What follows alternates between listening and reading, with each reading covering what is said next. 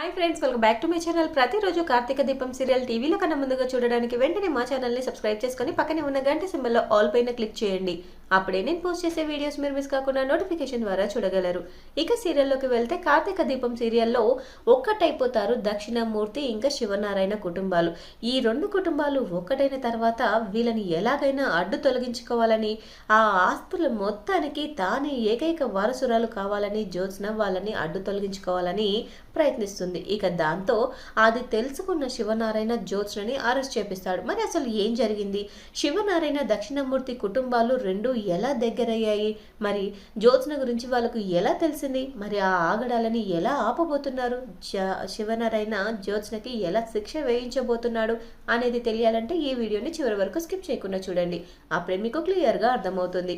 అలాగే ఈ వీడియోని ఇప్పటి వరకు లైక్ చేయని వాళ్ళు ఇప్పుడే లైక్ చేసేయండి. ఇక సీరియల్లోకి వెళ్తే కార్తీక దీపం సీరియల్లో కార్తీక్, దీప అందరూ చాలా బాధపడుతూ ఉంటారు శ్రీధర్కి ఇలా జరిగినందుకు. అలాగే శ్రీధర్ని హాస్పిటల్ కోసం, తన ట్రీట్మెంట్ కోసం అమెరికా పంపించాల్సి వచ్చినందుకు చాలా బాధపడతారు. ఇక్కడే ఉండి నాన్నకి మంచి ట్రీట్మెంట్ దొరికి ఉంటే బాగుండేది దీప అంటూ కార్తీక్ బాధపడుతూ ఉంటాడు. పర్వాలేదు బావా, నిజానికి అందరికీ దూరంగా వెళ్ళి ట్రీట్మెంట్ జరిపించడం బాధే అనిపించవచ్చు, కానీ ఇక్కడ ట్రీట్మెంట్ జరిగితే బ్రతికే అవకాశాలు తక్కువ అంటున్నారు. అందుకే మనం అక్కడి వరకు పంపించాము.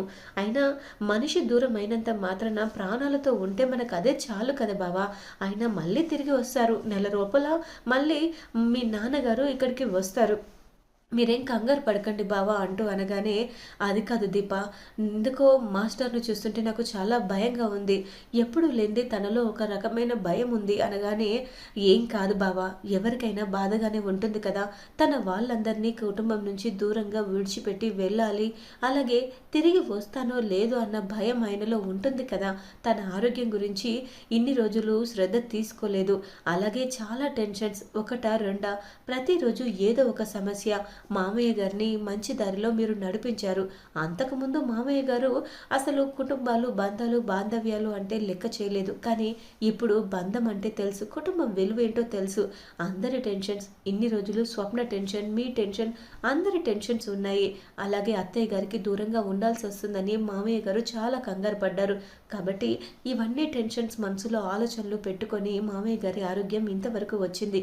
ఇక మీదట మామయ్య గారు తిరిగి వచ్చేలోపు మన కుటుంబ సమస్యలన్నీ అయిపోయి అత్తయ్య గారితో సంతోషంగా ఉండేలా చూడాలి, అత్తయ్య గారు కూడా అందరూ కలిసి ఉండేలా చూడాలి బావా అంటూ అనగానే, తప్పకుండా దీప, నెల రోజుల్లో ఈ సమస్యలన్నీ ఎక్కడివక్కడ సద్దు మణిగిపోయేలా చూడాలి.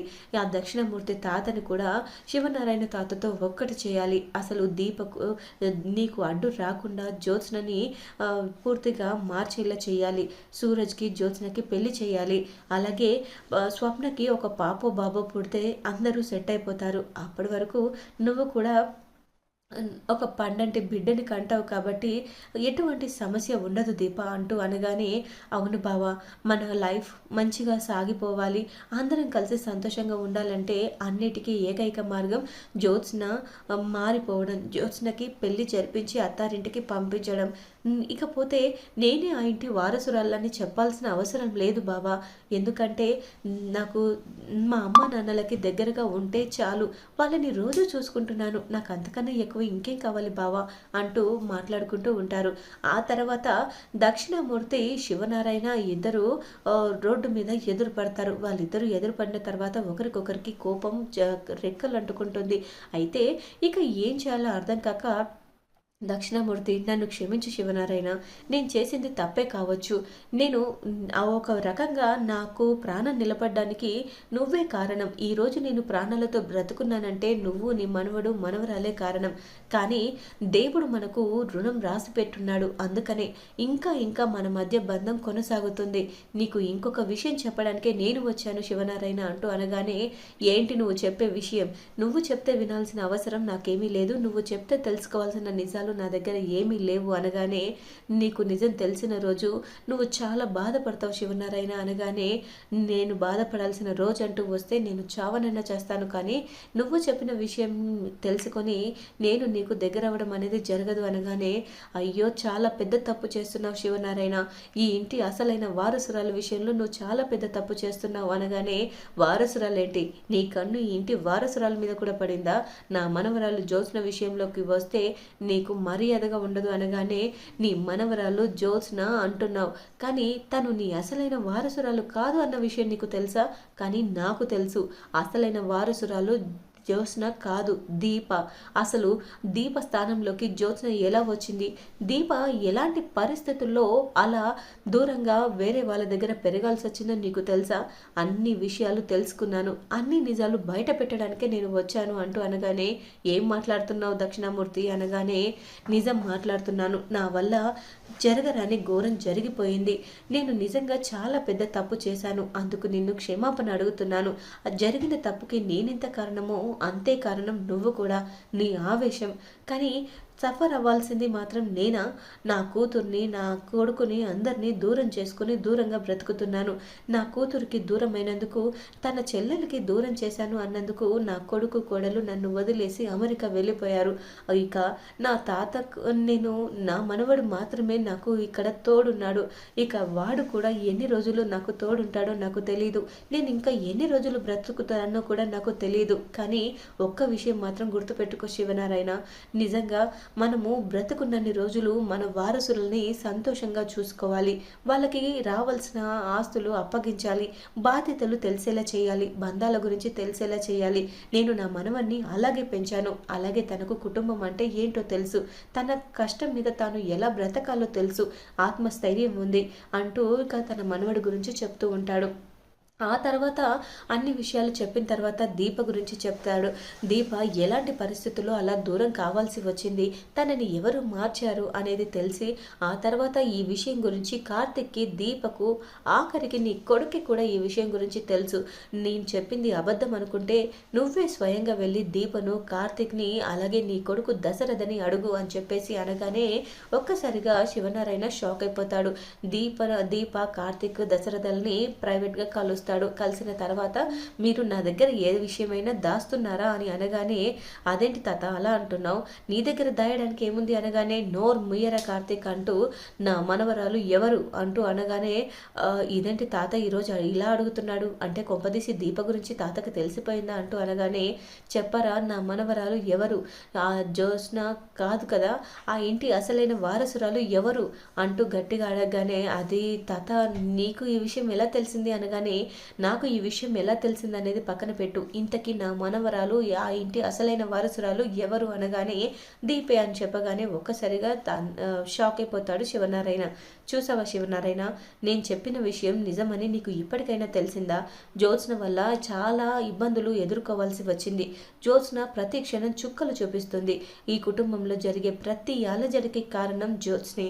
జ్యోత్స్న ఈ ఆస్తిని అంతటిని దక్కించుకోవాలని, ఇక వీళ్ళ అడ్డు తొలగించుకోవాలని తను చాలా రకాలుగా ప్రయత్నం చేసింది. ఆ విషయం గురించి తెలిసిన తర్వాతే నేను మళ్ళీ నీ కుటుంబంలోకి అడుగు పెట్టాల్సి వచ్చింది. ఇన్నాళ్ళు నేను చేసింది తప్పే అని నాకు తెలుసు, కానీ ఆ తప్పుని సరిదిద్దుకోవడానికి, ఆ తప్పుకి పరిష్కారంగా నేను నా తలని నీ కాళ్ళ ముందు పెట్టమన్నా పెడతాను, ఎందుకంటే నా వల్ల జరిగిన తప్పు అలాంటిది అంటూ వాళ్ళిద్దరూ మాట్లాడుకుంటూ ఉంటారు. అసలు ఏం జరిగింది తాత అంటూ కార్తిక్ అనగానే, ఏం చెప్పాలో తెలియక, జరిగిందంతా నీకు అనవసరం అంటూ కార్తిక్ని నోరు మూయించేస్తాడు. ఆ తర్వాత జ్యోత్స్న విషయంలో ఎలాంటి నిర్ణయం తీసుకోవాలని చాలా గట్టిగా డిసైడ్ అయిపోతాడు శివనారాయణ. ఇక తర్వాత అసలైన వారసురాలు ఎవరు అని, అలాగే ఈ ఆస్తిపాస్తులు, అలాగే ఈ బాధ్యతలన్నీ ఎవరికి అప్పగించాలనే నిర్ణయం నేను తీసుకుంటాను దక్షిణామూర్తి. నన్ను, నా కంటిని తెరిపించావు, ఈ ఆస్తులు ఎవరికి దక్కాలో వాళ్ళకే దక్కుతాయి, ఇన్నాళ్ళు నన్ను మోసం చేసిన ఆ జ్యోత్స్నని, పారిజాతంని అస్సలు వదిలిపెట్టను అంటూ శివనారాయణ కోపంతో ఊగిపోతూ ఉంటాడు. అయితే ఇదంతా కూడా జ్యోత్స్న చెవిలో పడుతుంది. ఇక జ్యోత్స్నకి ఈ విషయం తెలిసిన తర్వాత, తన తాతకి ఈ విషయం తెలిసిన తర్వాత ఇక తాత మాత్రం ఎందుకు ఊరుకుంటాడు? నాన్నకి తెలిసింది, తాతకి తెలిసింది, ఇక తెలియందంటూ మా మమ్మీకి ఒక్కదానికైనా, మా మమ్మీకి తెలిసినా తెలియకపోయినా పెద్ద లాభం లేదు. మా మమ్మీకి తెలియకుండా ఉండాలి అంటే ఖచ్చితంగా నేను శివనారాయణ తాతని అలాగే దక్షిణమూర్తిని అడ్డు తొలగించుకోవాలి. వీళ్ళు బ్రతుకుంటే ఎప్పటికైనా ప్రమాదమే. ఈ ఇద్దరిని లేపేస్తే ఇక నాకు ఏ అడ్డు ఉండదు. అలాగే కొద్ది రోజుల తర్వాత నేను సుమిత్రని కూడా ఏం చేస్తానో అన్న భయంతో దీప, కార్తిక్ కూడా నా జోలికి రావడం మానేస్తారు. అప్పుడు కోట్ల ఆస్తికి నేను వారసురాలనవుతాను అంటూ చాలా విర్రవీగిపోతుంది గర్వంతో జ్యోత్స్న. ఇక వాళ్ళిద్దరిని, దక్షిణామూర్తిని, శివనారాయణని ఎలాగైనా అడ్డు తొలగించుకోవాలని అనుకుంటుంది. వాళ్ళిద్దరి అన్యోన్యతను చూసి తట్టుకోలేకపోతుంది పారిజాతం కూడా. ఇన్నాళ్ళు పాము ముంగిసలాగా కొట్టుకున్నారు, ఇప్పుడేమిటే ఇలా ఒకటయ్యారు అనగానే నీకు ఇంకా అర్థం కావట్లేదా గ్రాని? ఇక్కడ నిజాలు అందరికీ తెలిసిపోయాయి, అందుకే ప్రాణం కోల్పోవడానికి సిద్ధంగా ఉన్నారు. నిజం తెలియంది ఇక్కడ అంటే ఓన్లీ మా మమ్మీకి, కాంచనతకి మాత్రమే. ఇక వాళ్ళకి తప్ప ఇక్కడ అందరికీ నిజం తెలిసిపోయింది. ఇక మనము ఎవరి దగ్గర బాధపడాల్సిన అవసరం లేదు, నటించాల్సిన అవసరం లేదు.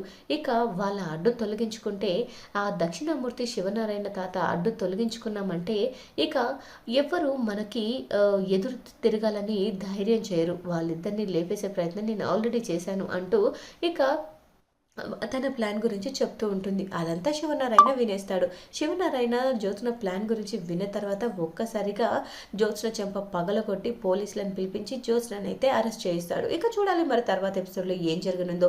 ఇలా జరిగి శివనారాయణ, దక్షిణామూర్తి కుటుంబాలు రెండు ఒకటవ్వాలని, జ్యోత్స్న అసలు నిజ స్వరూపం తెలుసుకోవాలని, జ్యోత్స్నని అరెస్ట్ చేయించాలని అనుకునే వాళ్ళు ఎస్ అని కామెంట్ చేయండి. ఈ వీడియో కనుక మీకు నచ్చినట్లయితే లైక్ చేసి షేర్ చేయండి. మా ఛానల్లోని మరెన్నో లేటెస్ట్ అప్డేట్స్ కోసం వెంటనే మా ఛానల్ని సబ్స్క్రైబ్ చేసుకొని పక్కన ఉన్న గంట సింబల్లో ఆల్ పైన క్లిక్ చేయండి. అప్పుడే నేను పోస్ట్ చేసే వీడియోస్ మీరు మిస్ కాకుండా నోటిఫికేషన్ ద్వారా చూడగలరు.